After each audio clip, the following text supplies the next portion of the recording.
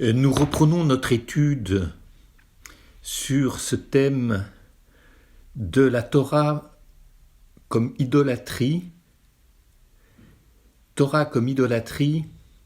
allant à l'encontre de ce qu'est véritablement le monothéisme. Je rappelle que, à l'image des deux premières études, nous nous inspirons fidèlement d'abord des courants chassidiques issus du voyant de Lublin, le Chosé Milublin, Kotsk, Psichra, Ishbitsia, qui sont les écoles. Ce sont des maîtres qui vivaient dans ces villes, Ishbitsia, Lublin, Psichra, en Pologne, et qui ont produit des œuvres, nous l'avons signalé. Et nous nous inspirons fidèlement, jusque dans des expressions écrites, d'un texte d'un enseignant ami, Édouard Robrecht, sur ce thème, un texte publié par la revue Sens il y a environ 2 ans. Nous disions que le peuple n'avait pas supporté le vide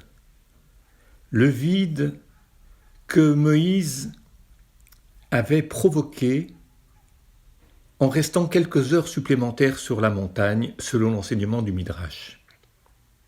Et en l'absence de ce médiateur entre lui, le peuple, et la transcendance divine, le peuple est dans l'incapacité à vivre cette absence autrement que comme un vide. L'absence n'est pas le vide, nous l'avons dit, nous l'avons explicité. Par contre, ce peuple, dans la peur du vide, ou devant la peur du vide, demande à Aaron, frère de Moïse, et voilà ce que dit ce verset, c'est au premier verset du chapitre 32 de Shemot, Exode 32, 1. Vayaham, ki voshesh Moshe laredet min har, vayikael ha'am al Aaron, vayomru elav kum ase lanu Elohim, asher yelchu lefanenu, ki ze Moshe haish, asher helanu me eret Mitzrayim, liodanu me hayalo. Le peuple, voyant que Moïse tardait à descendre de la montagne, se rassembla autour d'Aaron et lui dit « Allons, fais-nous un Dieu qui marche à notre tête, puisque celui-ci, Moïse, l'homme qui nous a fait sortir du pays d'Égypte, nous ne savons pas ce qu'il est devenu. Fais-nous un Dieu qui marche à notre tête. » Et ça, à notre tête, cela veut dire marcher devant nous, quelqu'un qui nous conduit, quelqu'un qui en impose et qui nous permet de le suivre, sans avoir à se poser de questions. Remplacement du vide abyssal constitué par l'absence de Moïse par une divinité qui joue le même rôle. Et nous notons que la divinité que le peuple souhaite construire avec Aaron, Elohim, à savoir la racine bilitaire El. L'enseignement de Rashi sur ce terme Elohim, de la racine bilitaire El, qui veut dire Dieu en français, ce qui ne recouvre pas grand-chose, mais c'est une manière de nommer communément le divin, trop communément. Le mot El, selon Rashi, vient de Haïl.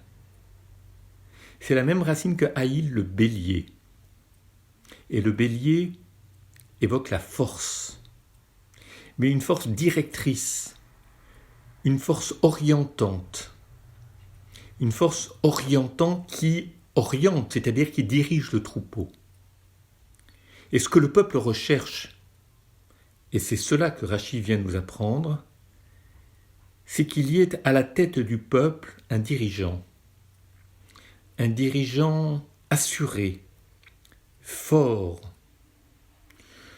dont l'apparence fastueuse, et je pense au veau d'or, s'imposera à tous et favorisera un consensus, un consensus massif et indestructible. Lorsqu'une collectivité se retrouve devant un vide, c'est-à-dire qu'il manque le chef, et qu'elle a l'impression que le lien social se désagrège, elle a besoin de resolidifier d'urgence le lien social pour que le groupe ne se défasse pas et qu'il ne se disperse pas. Et nous savons combien il est difficile lorsqu'une masse s'est unifiée autour d'un homme, d'une idée ou d'un conducteur simplement, qu'il est difficile, dès lors que la foule panique, de la reconstruire et de la reconsolider, sauf à ce que cette foule soit à nouveau comme fascinée, scotchée. Et c'est ce que l'on appelle, en termes philosophiques, le sacré. Mais pas la sainteté, le sacré. Le sacré, c'est lorsqu'une foule s'unifie parce qu'elle est fascinée. Et du fait qu'elle est fascinée, elle n'a pas besoin de penser. Elle n'a pas besoin de penser à la proximité et à la différence avec son prochain, comme c'est le cas dans une assemblée délibérante, c'est-à-dire une assemblée qui délibère avec des citoyens qui discutent, qui se contredisent et qui réfléchissent et qui finalement décident à la majorité, comme dans une démocratie.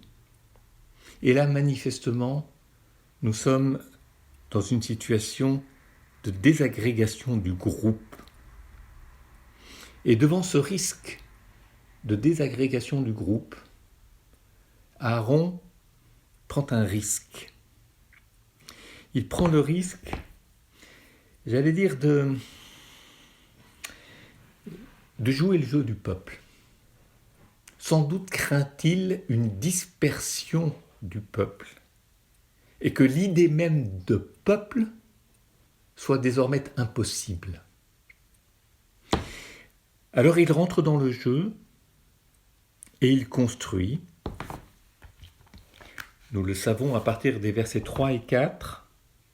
Tous se dépouillèrent des pendants d'or qui étaient à leurs oreilles et les apportèrent à Aaron. Et c'est ce verset 4, Vaikar mi Adam, Yatsar oto bachet, Yaseu eigel masecha, Vayomru eile Elohecha Israël asher elucha me'eretz Mitzrayim. Ayant reçu cet or de leurs mains, Aaron le jeta en moule et en fit un veau de métal. Et ils dirent, voilà tes dieux, ô Israël, qui t'ont fait sortir du pays d'Égypte. Est-ce qu'ils ont construit un substitut de Dieu ou un substitut de Moïse? Nous avions déjà répondu dans l'étude précédente et nous avions souligné combien l'absence de Moïse leur étant insupportable, ayant créé en eux et dans le lien social un vide, ils avaient besoin d'un substitut de Moïse. Ce qui veut dire qu'ils lui accordaient une telle importance qu'ils le considéraient comme un demi-dieu. Et ce, pour quelle raison? Probablement, et c'est ce qu'enseignent plusieurs commentaires, dont le Ramban, le Nachmanide, et le Voyant de Lublin, et l'auteur des Chidushei Harim, l'ancêtre de la Chassidoute de Gour, il est probable que si le peuple a considéré Moïse comme un demi-dieu, c'est parce qu'en fait, ils ont pensé que Moïse était celui qui avait permis la sortie d'Égypte. Ani velo malach, dit la Haggadah. C'est moi et pas un ange qui a fait sortir le peuple d'Israël d'Égypte. Pour quelle raison ce peuple pensait qu'il s'agissait de Moïse comme sauveur d'Israël en Égypte? Pourquoi s'en remettait-il plus à Moïse qu'à Dieu? Ou pourquoi confondait-il Moïse avec Dieu? En réalité, le peuple se souvenait d'un propos qui traversait les générations, à savoir de la durée que devait être celui de l'exil des descendants d'Abraham en Égypte. Et ce chiffre de 400 années avait été prononcé beaucoup plus tôt à Abraham. Mais en réalité, si l'on compte de manière juste, autrement dit, si l'on relève la chronologie des événements avec précision, alors on se rend compte que entre le moment où le pharaon nouveau a changé sa politique vis-à-vis des Hébreux et le moment de la sortie d'Égypte, il ne s'est pas passé autant d'années. Il s'est passé 200 et quelques années. Et la difficulté pour le peuple était de comprendre pourquoi l'exil d'Égypte et l'esclavage d'Égypte avaient duré moins longtemps. Et sans doute ont-ils pensé que Moïse y était pour quelque chose, et qu'il était intervenu auprès de Dieu pour raccourcir l'exil et permettre aux Hébreux de retrouver leur liberté. En réalité, il n'en est rien. Moïse n'a aucunement les moyens de changer la parole divine, celle que Dieu avait adressée à Abraham.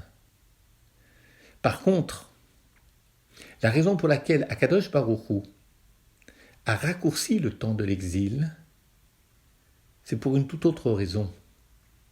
C'est parce que Abraham, Yitzhak et Yaakov, tous les trois, ont vécu sur la terre d'Israël comme des exilés.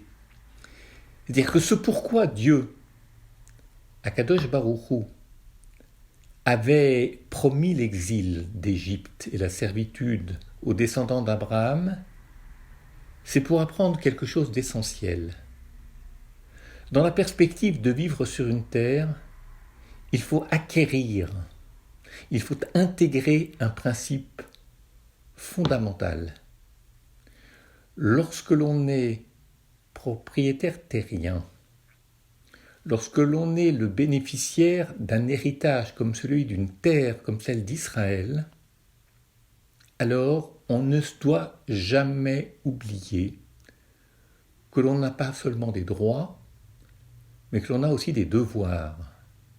Et c'est ce qui sera si souvent rappelé dans la Torah: n'oublie pas que tu as été esclave en Égypte. Autrement dit, ne te comporte pas comme les Égyptiens à l'égard des Hébreux, qui n'avaient que des droits sur les Hébreux, mais qui ne leur accordaient, qui n'avaient aucun devoir à leur égard, donc qui ne leur accordaient aucun droit. Ne te comporte jamais comme ça. Pense, mets en place et préserve un équilibre entre les droits et les devoirs. Et de ce fait, dans la mesure où Abraham, Yitzhak et Yaakov ont vécu sur la terre d'Israël en sachant déjà se comporter vis-à-vis des étrangers qui habitaient ou non le pays, comme des hommes et leurs épouses également, qui savent qu'à l'égard de l'étranger, il faut donner des droits, il faut offrir des droits, mais aussi des devoirs. Ou pour le dire autrement, on a des droits sur l'autre, mais on a des obligations à l'égard de l'autre.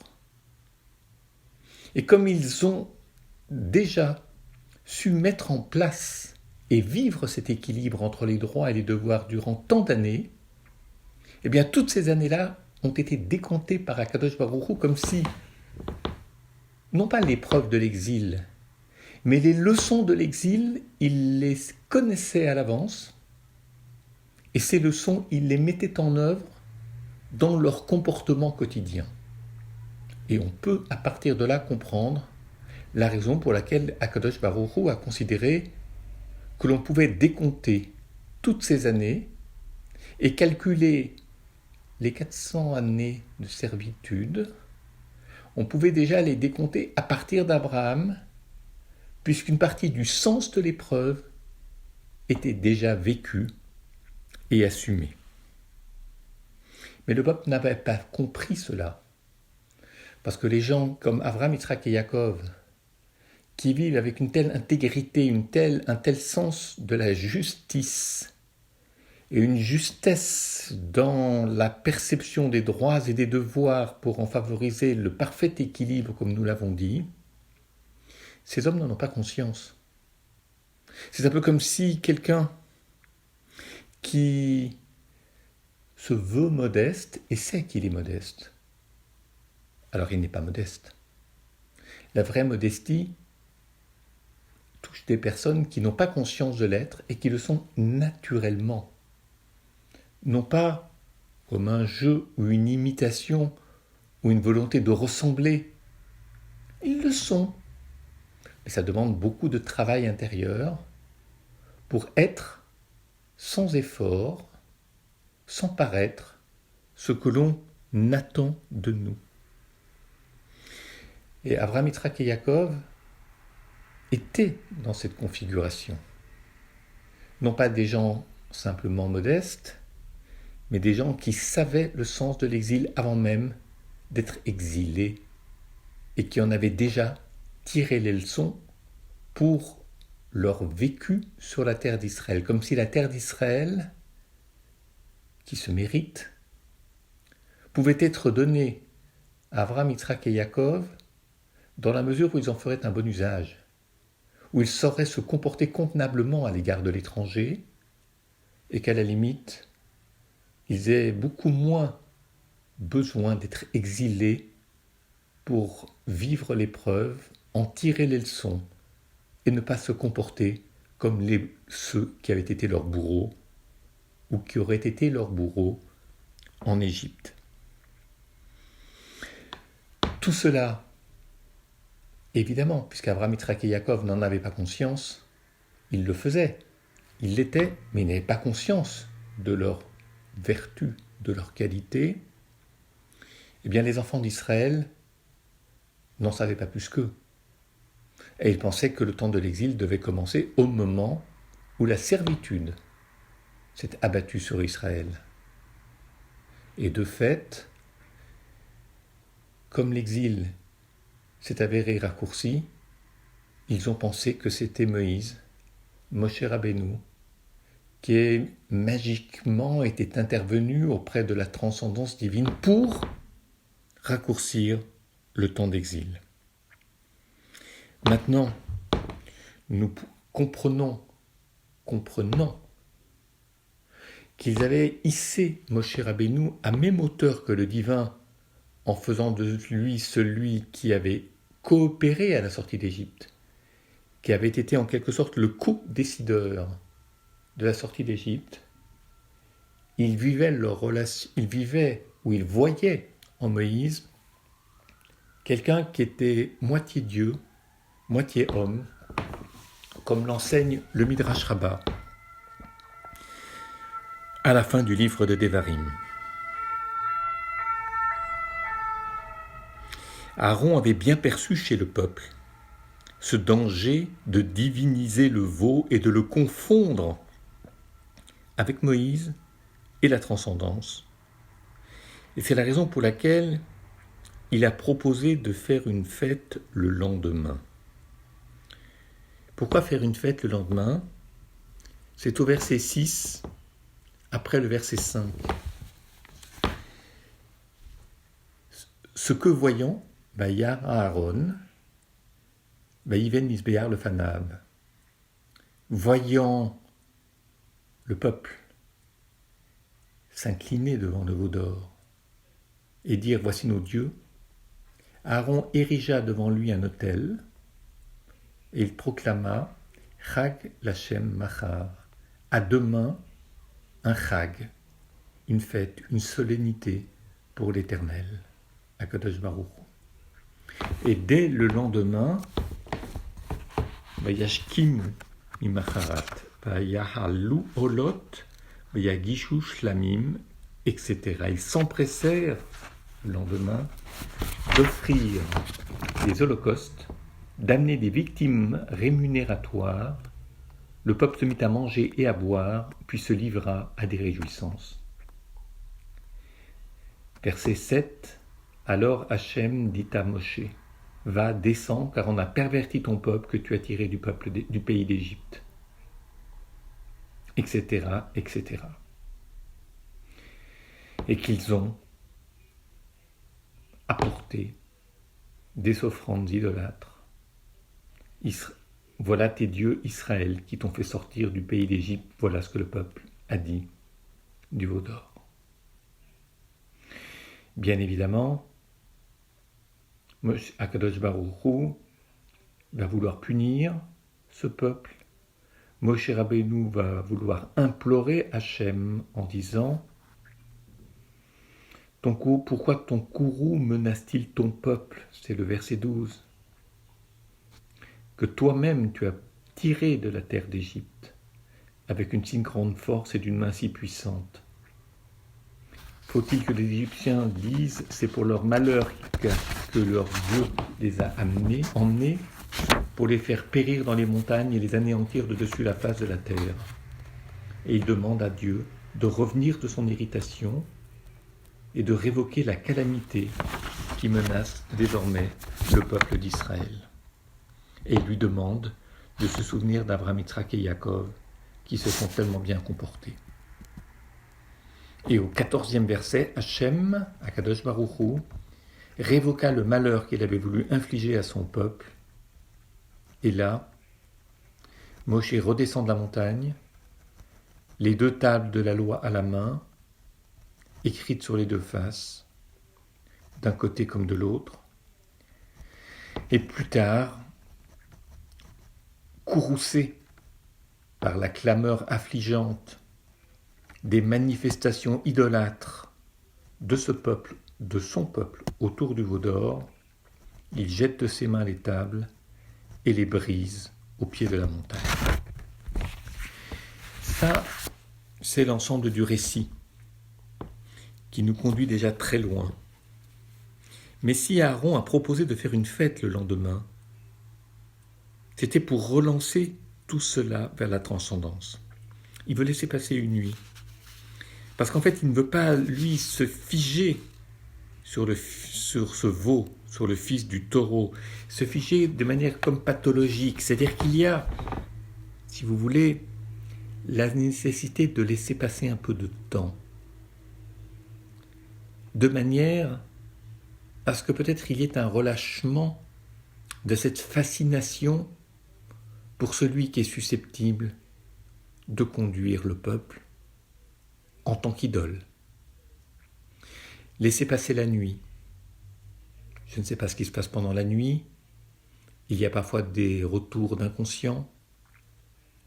Il y a parfois des prises de conscience au lever du jour. En tout cas, il voulait laisser sa chance à Israël.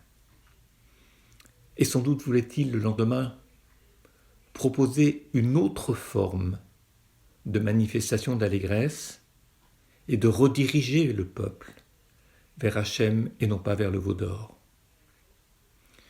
Ça n'a pas marché. Nous venons de le lire, en tout cas de nous en souvenir. Mais ce qu'il importe de comprendre là, c'est que lorsque le peuple vit son rapport à la transcendance sur le mode soit du vide, soit du plein.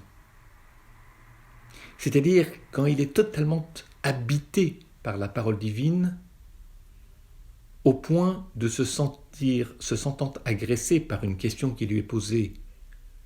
L'humain a en même temps l'impression que le divin est agressé, alors il est dans cette situation de ce que j'ai qualifié tout à l'heure d'étudiant d'une Torah idolatrique, forme de fondamentalisme.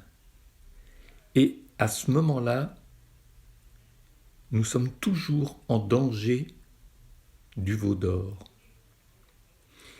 À savoir, dès lors que des maîtres disent « ma parole de l'instant, c'est la parole de Dieu », ils rendent la délibération et la discussion et l'esprit de question qui est celui de la loi orale impossible. Ils ont besoin d'adorer une parole qui les rassure, qui les met à l'abri de leur condition d'homme, qui reste une condition fragile, précaire, où les choses les plus assurées s'ouvrent néanmoins sur une part de résistance ou de relativité. Aaron, en l'absence de Moïse, est toujours en danger de veau d'or. Pourquoi est-ce que je dis cela ? Parce que Aaron est celui qui va diriger le culte. Il n'est pas l'enseignant, celui qui transmet la parole divine au peuple. Il est celui, en tant que grand prêtre, qui va œuvrer pour la mise en œuvre du culte. Et c'est là qu'est le danger. Dans la mise en œuvre du culte, on peut voir en le culte, on risque de voir en le culte une fonction magique. J'accomplis tel rituel et j'obtiendrai en retour telle chose. Et là, nous vivrions à l'encontre de l'esprit que nous avions évoqué lors de la première étude, à savoir, nous risquons de céder à cette tentation de faire du culte, du rite, une fonction magique, à immédiate efficacité. Et nous ne serions pas à même d'accompagner le peuple, de vivre en tant que juif dans la durée. Parce que lorsque l'on est soucieux de l'immédiate efficacité d'un rite, on fait de ce rite non seulement une fonction magique, mais une fonction dominatrice. Il suffit de se soumettre au rite et la réussite est à la clé. Et celui qui ne s'y soumet pas empêche la réussite de venir. Donc il devient un empêcheur de tourner en rond. Donc il faut l'exclure. Dans le meilleur des cas, l'exclure. Dans le pire des cas, l'anéantir. Ça, c'est aussi un des risques du fondamentalisme. Peut-être est-ce la raison. Et je voudrais terminer cette étude pour aujourd'hui, qui n'est pas encore la dernière, en rappelant que, après d'avoir entendu les 10 commandements, les Aseret Adibrot, la première loi collective, c'est-à-dire la première mitzvah qui touche à la collectivité Israël, pas seulement à l'individu, qui a été donnée à Israël, est la loi du Eved Ivri, du serviteur hébreu. Et la question que l'on se pose est de savoir pour quelle raison, après d'avoir dit qu'il n'y aurait plus d'esclavage, c'est moi l'Éternel ton Dieu qui t'ai fait sortir de la terre d'Égypte et de la maison de servitude, autrement dit, plus de servitude et plus d'esclavage, comment est-ce qu'il est pensable de parler d'une condition d'esclave au sein du peuple hébreu, Eved Ivri? Et la réponse qui vient à l'esprit des Chidushei Harim, du Meachiloar, ces maîtres du chassidisme, l'ancêtre de Gour, Rabbi Mordechai Yosef Leiner, qui est un élève du Rabbi de Kosk et de Rabbi Simcha Bonim de Psichra, la réponse qu'ils apportent est la suivante. De fait, lorsque le serviteur hébreu ne veut pas, c'est pas qu'il ne veut pas, on ne le met pas en prison lorsqu'il a volé, et c'est souvent des questions de vol que l'on peut, avec des biens que l'on ne peut pas rembourser. Que va-t-on faire du voleur s'il ne peut pas rembourser au propriétaire? Alors plutôt que de l'enfermer, mais l'appauvrir en même temps à tout point de vue, il va avec sa famille vivre cette année auprès de quelqu'un qui est à un domaine et l'argent servira au remboursement. Il peut vivre affectivement, il peut étudier la Torah, il est nourri, et de fait, le fruit de son travail compense la faute, ou plus exactement le bien qu'il ne peut restituer parce qu'il n'en a pas les moyens, comme on dit, l'argent de sa dette. Mais la Torah considère probablement qu'une société sans servitude, aucune, peut conduire au désastre. Il faut tout faire pour qu'il n'y en ait pas, ou qu'il y en ait le moins possible, mais cela peut conduire au désastre. Pour quelle raison? Parce que si on a un tel idéal de pureté, que l'on considère que le mal peut être effacé de la surface de la terre, en tous les cas du peuple d'Israël, alors c'est que nous vivons dans l'illusion. Parce que si le mal est considéré comme totalement effaçable, malheur à celui qui le portera ou qui l'incarnera. Il vaut mieux prévoir des solutions, je dirais, de moindre mal, que d'imaginer un monde totalement pur. Je dirais que cette pureté devient dangereuse. Parce que dans l'idéal qui serait le nôtre à ce moment-là, de vivre dans une collectivité où personne ne faute, où il n'y aurait pas la moindre tâche, alors le risque, l'apparition de la moindre faute peut créer une telle colère en le peuple qui se dit c'est tellement dommage qu'il y ait cette personne qui commette cette faute, alors que l'idéal aurait pu être atteint. Et peut-être que le Messie serait venu, qu'il faut éliminer ceux qui sont porteurs de risques. Et cela crée au minimum de l'exclusion, au pire de l'anéantissement. Les lendemains qui chantent épousent très souvent des idéaux de pureté que l'on veut atteindre, et les surlendemains, trop souvent et malheureusement, déchantent. C'est la raison pour laquelle, en dépit du premier des 10 commandements, Hachem a soutenu cette thèse du moindre mal, sachant de quoi l'humain était fait. Mieux vaut imaginer déjà une solution de rechange plutôt que d'attendre que cela se passe et d'être démuni et de choisir la solution du pire. C'est à partir de là que nous continuerons dans notre prochaine étude sur ces textes autour du veau d'or, autour du fondamentalisme, autour de la Torah vécue comme idole, autour du monothéisme. À la prochaine fois.